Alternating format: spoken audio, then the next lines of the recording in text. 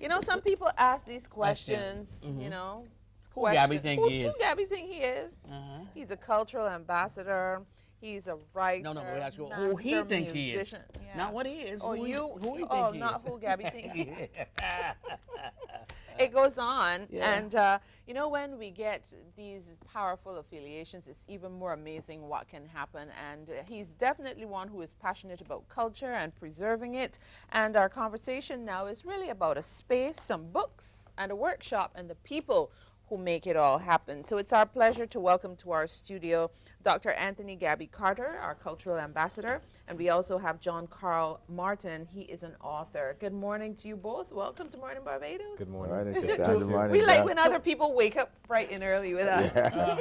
Two incredible artists in their own right. Yes. You know, I remember sitting here one morning a couple of years ago, and a young artist came in and wanted to do a little sketch of little old me, and it turned out an incredible masterpiece. I mean, it sits at home in the proudest place, you know. And good to see you. Good to see you again. And well, I need to look at this book, Who Gabby Think He Is, and see, you know, because I'm telling you, I've been around this man for a long time, so I would know some of these things. I'm that sure are you here would. if he told everything. Doggone tell him. Well, let's start with John Martin to tell us, first of all, about your work. Being an author, Bajan born. Bajan born, yes. Author. Born and raised. Tell us about your work in Happy Island Books. Happy Island Books is a series. It's a series of books, 4 books currently, which are created by my daughter and I, Destiny. And she came up with this. She inspired me. I came up with the idea a couple of years ago, and she inspired me. And since then, we have 4 books which are published now. The books, the characters are very unique. Their eyes are windows, and their mouth is a trident, which of course represents the flag of Barbados. Lovely. And these are just a few of the books that you've brought along.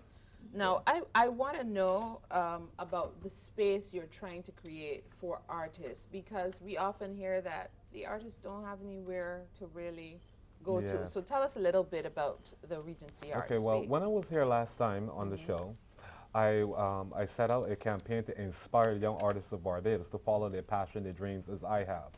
So now that I'm back, the Regency Cove Hotel, which is in transition at the moment, I am hoping to create a space for artists to present their work directly to the public. I believe that we're in a heavy tourist district, and it'd be a great place for young artists to not only create work, but actually show the work and sell it directly to the public. Right. That's so important. What does this mean for you, Dr. Carter? What does this really mean for you to hear this young author trying to do something for not just, you know, one body, but a collective? First of all, he's the son of one of my closest friends in the world, Hal Martin, 1. 2, Regency was the place that hired me when everybody else was saying no. Thirdly, I have always advocated that until Barbados gets serious about the arts and culture, we're in trouble. And when I say that, if you looked at any of the past prime ministers, whether Owen Arthur, whether David Thompson, whether it's Frandl Stewart, they all said that for every dollar invested in culture, they get back 6. That's and a yet big we deal. pussyfooting around that thing. You can't do it. And it would take you out of any economic troubles that you're in. Just put your money in culture, and it's going to work. I'm not saying because my name is Gabby and I sing a few songs someplace. You must sometime. know what you're talking I about, am though. telling you, right, that we have done the research, and it's shown. It happened in Brazil, it happened in Jamaica, it happened in Venezuela, it happened in Cuba, right? When the Cubans went through the worst economic crisis between 1991 and 1997, Fidel called in all the major players and said, you could cut the military, cut schools, cut hospitals, cut road building, cut construction, cut and people going, but don't touch culture, don't touch, and that's what saved Cuba. And now look how buoyant Cuba is today in comparison to them. And I'm saying that when you have a center like that, it must inspire the artists. And once you have a nation that the artists artists are inspired. And I mean all artists. I don't mean just singers or dancers or writers or something. Everybody. I mean artists. Once you do that, you're going to have a vibrant tourism. You're going to have a vibrant economy. You're going to have a vibrant people. You're going to have youngsters that look forward to doing something other than shooting at somebody or something like that. You're going to have a renewed country. Yeah. How critical is you're planning a workshop? It's for reading and craft. So how critical do you think opportunities like these are to have presented for our youth in particular as well? Well, I think it's great that we connect with cultures and the young people.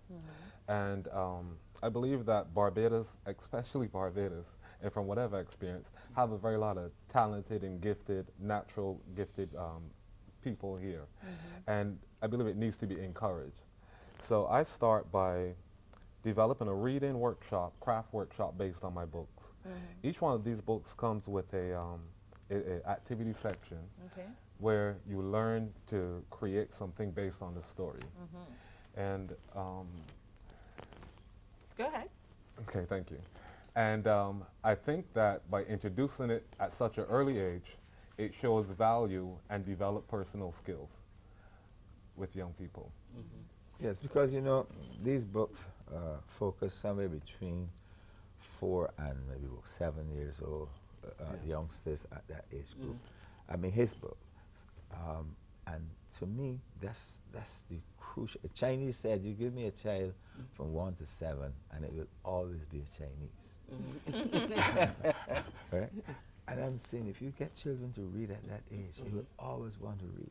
But interestingly enough, Gabby, that you do that too. I mean, when I see Yeah. you with the youngsters at the primary school, With his guitar and telling the stories. and see the way you have kind of instill in them a sense of passion and pride in indigenous culture. I mean, it is very, very touching, and that's what you do. Yes, but Doug, you and I work together when we do the stuff with the Prime Minister and so on.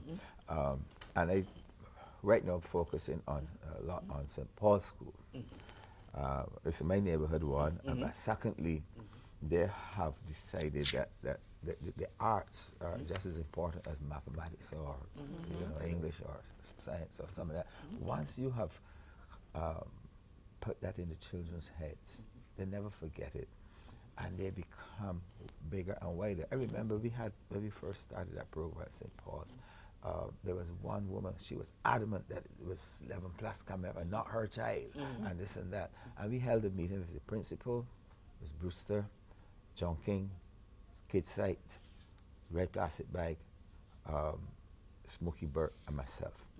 And at the end of that meeting, that woman went to a certain telephone company here and got sponsorship for the entire program. She was so, she said, "But I didn't know this." Because if you see, the arts is fascinating. If you taught a child to say A, B, C, D, E, F, G, and then you taught another child to say A, B, C, D, E, F, G, the one that is singing it will learn it much faster than the one that's talking it, because you're using both sides of your brain. You're using the creative side, the left side, when you sing, and you're using the academic side when you talk. But if you can combine the two, you're using both at the same time. And so we explained all this to her, and she was like, and you know, most children that are exposed to the arts, regardless to what other spheres of academia they're in, will learn much faster than the ones that are not. So you got to have a blended learning kind of approach. John Carl Martin, you are planning a workshop. Do you want to tell us about that and how the public can be a part of it? And you've done these in the Bronx, you've done these in New York, California. across. Yes.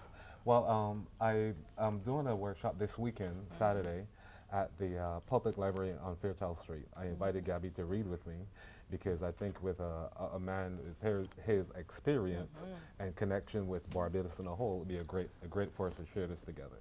So the workshop is for elementary kids, and we invite the adults also to come in and check it out. And I believe we'll be starting at 10 in the morning on Saturday. 10 on Saturday, Yeah, and 10 on it's going Saturday to at the be public library. at the public library. National Library. The illustrations look great in these books, Yeah. and there's good Thank you. color. You did all the I stuff. did all the illustrations, inspired by my daughter. Actually, the book you're looking at, my daughter did all the art direction for that book. But you should tell them, John, how old your daughter is. My daughter's currently 15. And And she's we- doing all that? Well, wait for a second. Even more amazing, she started this when she was 7, going on 8 years old. She wasn't Wow. quite 8 yet when we came up with the idea for the books. And it wasn't for if it wasn't for her, I would not have thought about this idea.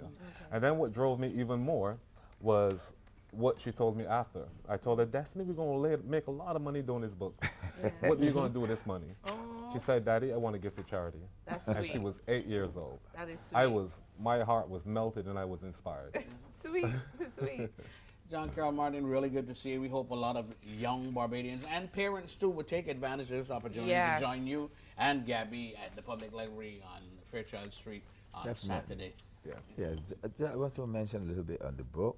Yeah, we've Final got 30 seconds, seconds, final unfortunately, seconds. to use. You Yeah. know, it's Who going Gabby to be think he is. available at most of the bookstores for sure. And also that this year, we have to do something special, you and me. Okay. This is it? 50 years for me It's in a big- Calypso, and I've been keeping it very quiet. Wow, wow. So, You got to come back. You next got to year. come back and share, you know, Yeah. some of those 50 years with us on Yeah, Morning yeah, Barbados. During All right. November, so During next November, month? yeah, During yeah. November. 50 Yeah, that years, sounds- yeah. All right. Okay. Excellent. All right. And you, as always. Will Let do. us focus